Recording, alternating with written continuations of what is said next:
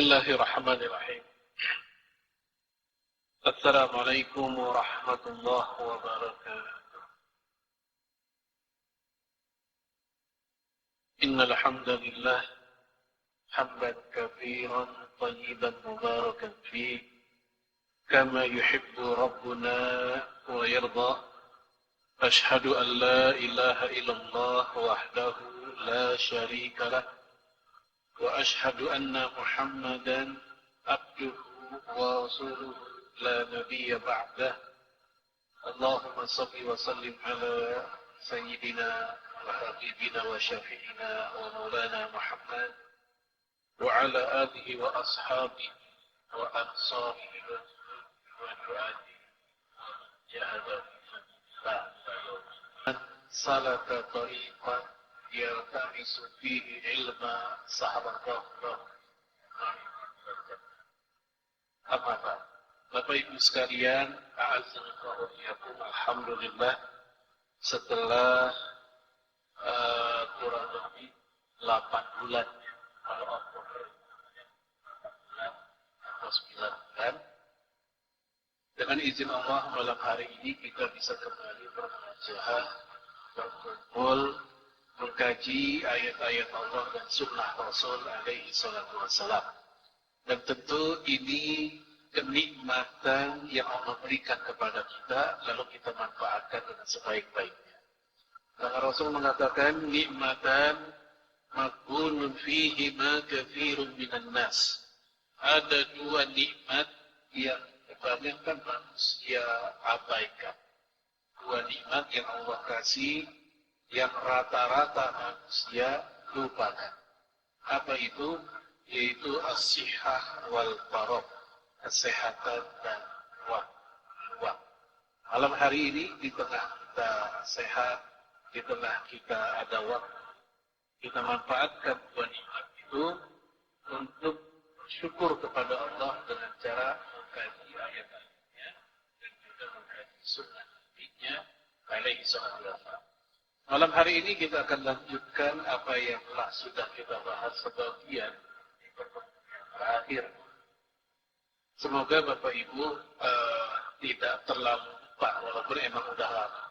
Ya, saat itu kita sudah bahas pendahuluannya tentang konsep halal haram dalam Al-Quran, dalam hadis, dan juga kaidah-kaidah yang disampaikan oleh para ulama.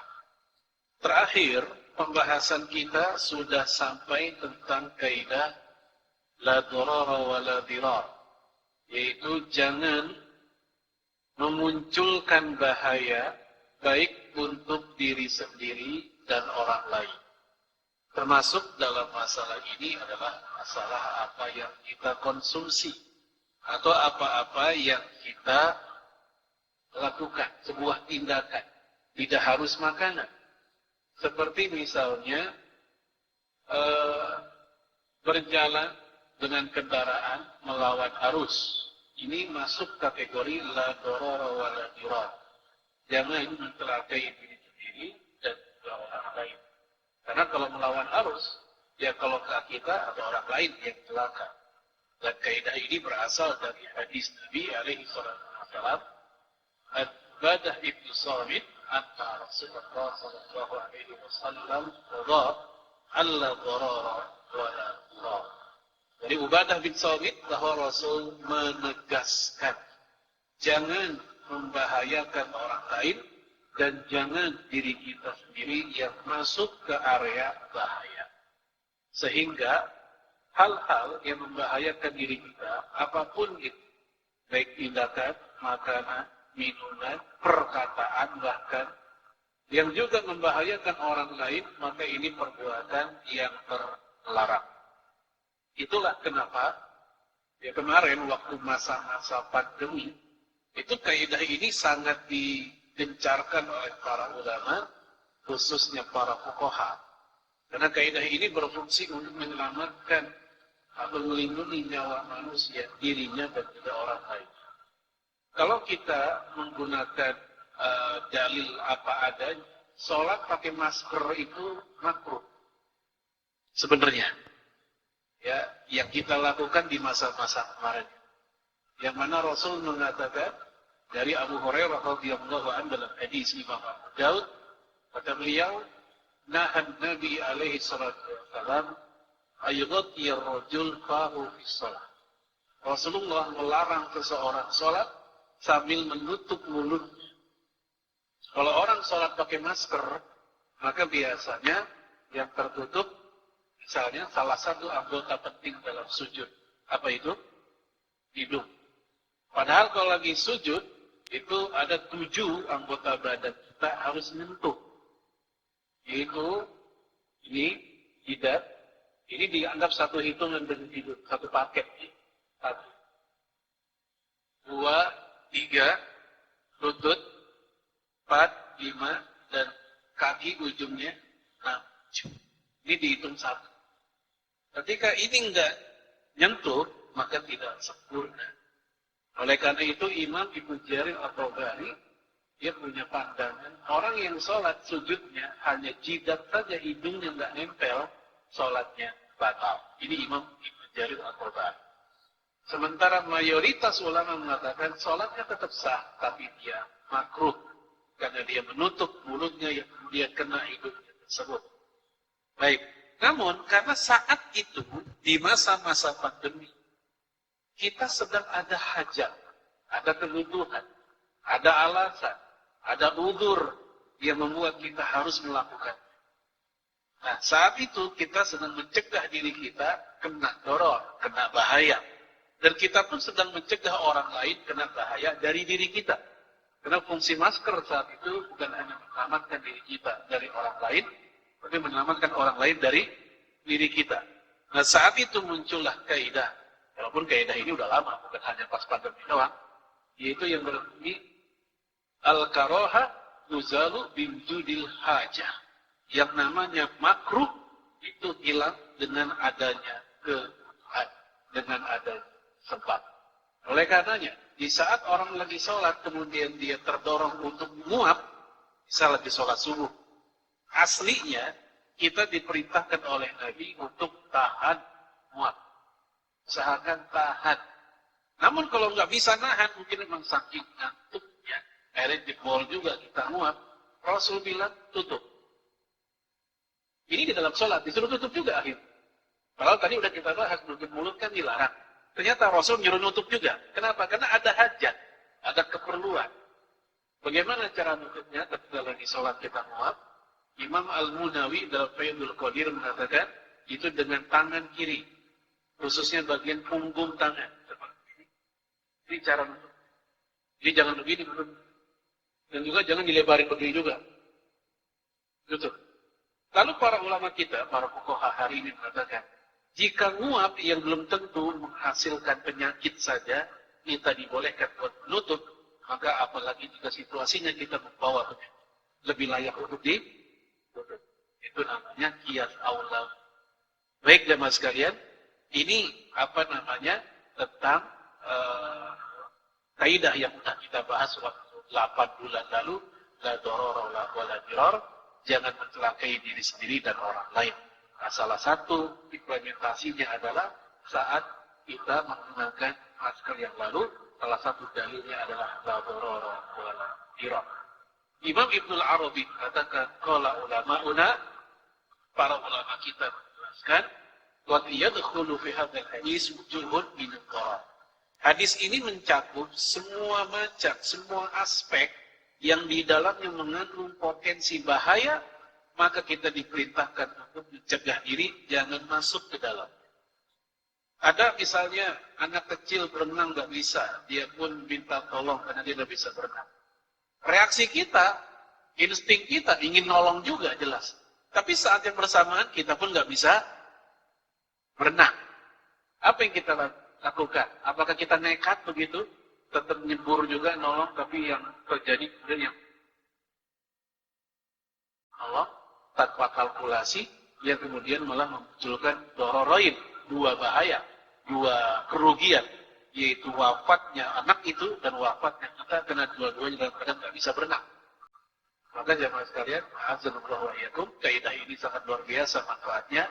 semua aktivitas yang bikin bahaya pada orang lain itu terlarang di dalam Islam. Maka jemaah sekalian, azanullah wa iyyakum, kaidah ini sangat luar biasa manfaatnya.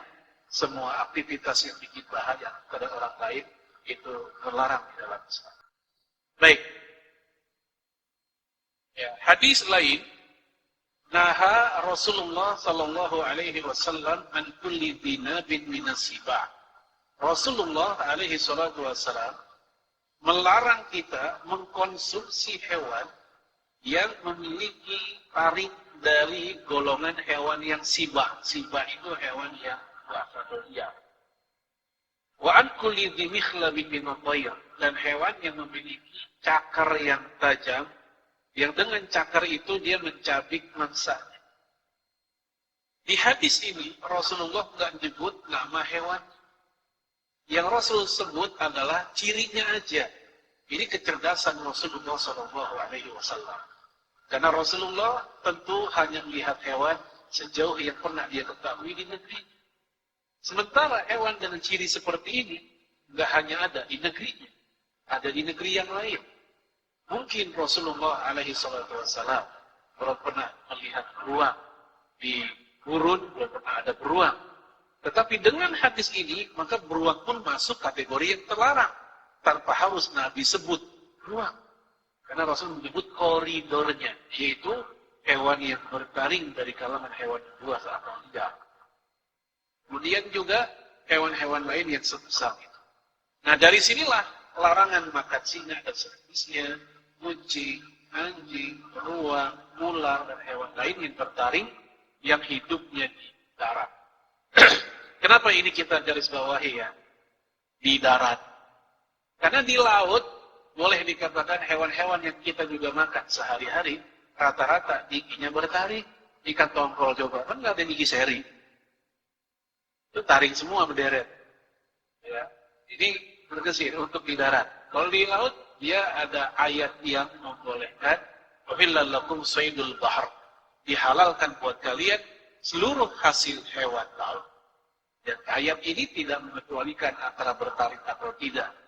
Ini global, semua yang berasal dari laut itu halal. Kemudian, begitu pula larangan memakan burung buas yang dengan cakarnya mencabik mangsanya seperti elang, gagak, atau yang semisalnya. Adapun yang sekedar berkuku saja seperti burung-burung yang biasa kita lihat, kayak burung libis yang sering dijual di pinggir jalan itu sate. Atau juga ayam, karena ayam juga bagian dari unggas satu keluarga, apes, dan dia juga memiliki kuku begitu. Tapi dia tidak menggunakan kuku itu seperti elang buat cabik mangsa. Nah, karena dia bukan kalangan dari kalangan asibah tadi yang buas, maka dia tak termasuk kategori yang terlarang. Kecuali menurut kalangan tekstualis Zohiriyah. Ada ulama atau kalangan yang disebut dengan mazhab Zohiri, tekstualis. Ya, mereka juga mengharamkan makan ayam. Ya, mereka mengharamkan makan ayam dengan alasan ayam termasuk mikhlabin minat tayr. Dia masuk kategori burung bersayap juga dan punya kuku yang seperti itu. Nah, mereka melupakan hadis Nabi riwayat Imam Muslim bahwa Rasulullah alaihi salatu wasallam membolehkan para sahabat Islam secara umum untuk makan ayam. Lalu kemudian juga para ulama seperti Imam Nasai misalnya, ya beliau termasuk ulama yang sangat menyukai makan ayam.